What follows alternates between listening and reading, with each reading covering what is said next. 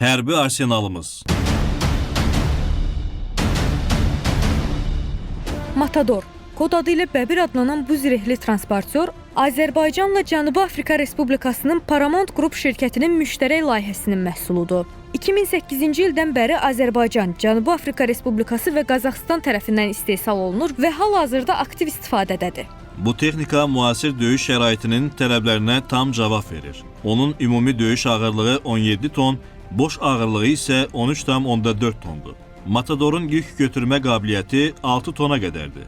2 ekipajdan ibarət olan bu zirehli texnika ilə 12 desantın daşınması mümkündür.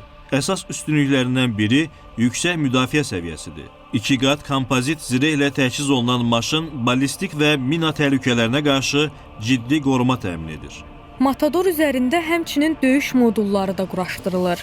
İsrailin Rafael şirkətinin Samson məsafədən idarə olunan döyüş modulu. Rusiya istehsalı 14,5 mm-lik ağır pulemyot onun əsas silahlanmasını təşkil edir. Bu pulemyotun gülləsinin başlanğıc sürəti saniyədə 1005 metr. Maksimal atəş məsafəsi isə 8 kilometrə çatır. Təyinatından asılı olaraq Matador üzərində müxtəlif digər silah sistemləri də quraşdırıla bilər. Avtomatlar, qumbara atanlar, tank əleyhinə raket kompleksləri və müxtəlif çaplı toplar.